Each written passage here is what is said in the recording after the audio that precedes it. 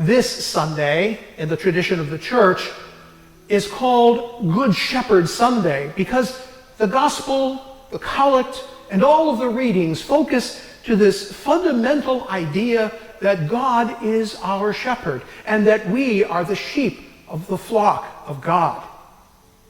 That's an ancient understanding, and it goes way back in the history of God's people, back into the Old Testament. We hear how David, the great king, was himself a shepherd and was called in from the field in order to be examined before Samuel anointed him the new king of Israel.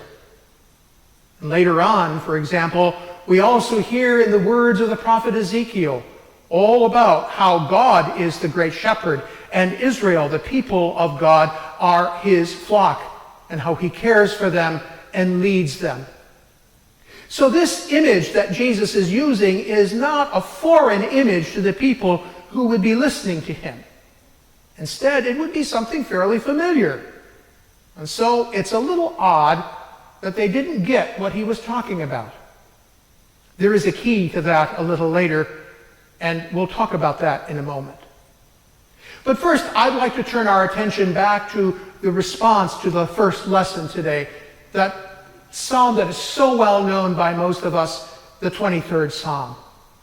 Many of us know it from memory, and probably the actual text that we are familiar with is from the King James Bible. And there, those words are so comforting.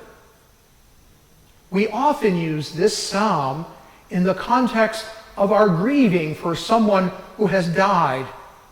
It's often recited or sung during a funeral service. It is so comforting. But if we see it only in that context, we miss something much bigger about it. I'm not saying it's not relevant. In fact, the very way we use it at a funeral service is probably just a small subset of the larger reality of which this psalm speaks. For the psalm talks about the sheep and the shepherd, and how the Lord is my shepherd, the psalmist says. The shepherd is an important figure because the sheep themselves are very valuable. They are the source of clothing, as their wool is shorn and then spun into thread and then into cloth and then into clothing to wear.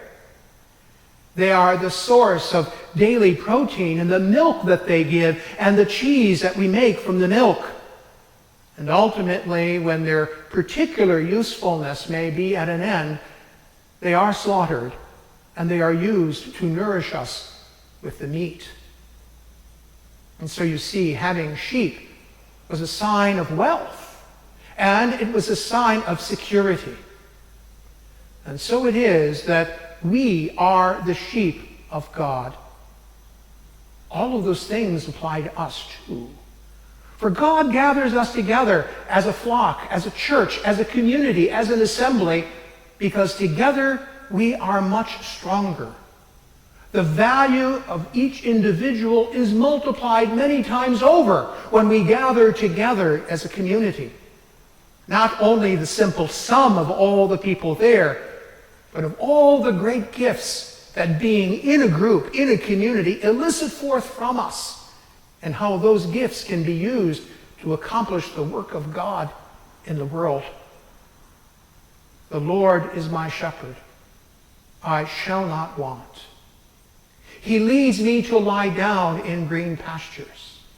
He gives me repose. Those comforting words show to us the importance of the relationship between the shepherd and the sheep. For if we know anything about sheep, they're not exactly the smartest animal in the animal kingdom. And in fact, if they're left to their own devices, they probably wouldn't survive very well at all. And so not only do they gather together in a flock, but they need someone to guide them. They need someone to protect them. They need someone to give them purpose in life. The Lord is my shepherd. The psalmist realizes that the person who does all those things for us and for the people of God is actually God. God is our shepherd. He does lead us out. It is God's voice that we listen to. It is God's voice that we always hope to hear, especially when we are troubled, especially when things are not going well, especially when we see that danger lurks. He sets a table before me in the sight of my enemies, of my foes. The psalmist understands this well because the sheep, really, when you think of it, are fairly defenseless as well. And so, as they are out in the pasture and feeding, they are in the presence of enemies. The wolf, the fox, any predator could come along and steal the sheep and devour it.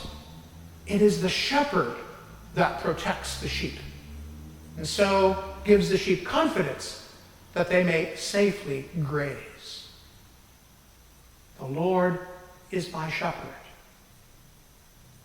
Those words come back again and again.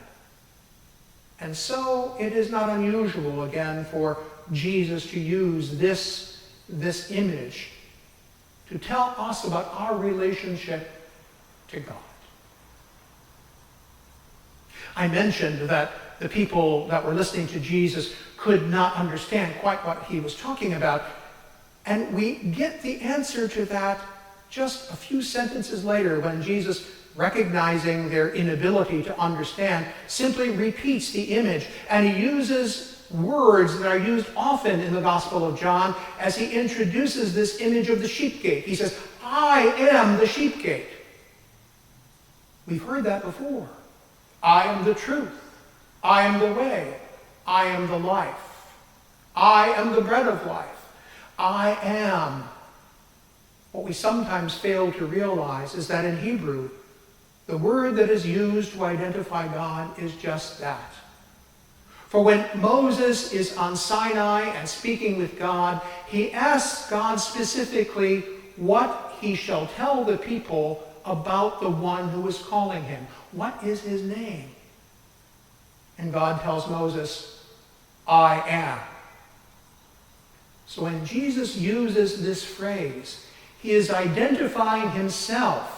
He is identifying his mission and his ministry with that of none other than God alone.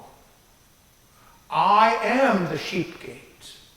I am the one that allows sheep in and out of the protective enclosure in the farm. I am the one, then, that is also the shepherd and lead them out. They hear my voice and they listen to me. The Lord is my shepherd. Thy rod and thy staff, they give me comfort.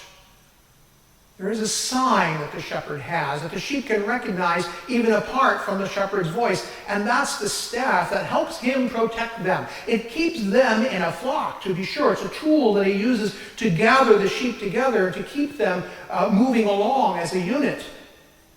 But it's also a weapon to be used against any predator that would threaten the sheep. And so it is that gives us comfort. That we know if we are within the flock, if we are in the family of Christ, if we are in the people of God, it is God's staff and rod that protect us. Having that confidence, having that trust, having that utter reliance upon God is what Jesus is trying to teach us this day. This is especially important today for us, for we face, as others have said, an invisible enemy. The virus is no respecter of persons, or of color, or of class, or of education, or of social standing. And so it reminds us that there is nothing we have that can truly defend us except the knowledge and the wisdom and the courage that are themselves gifts from God.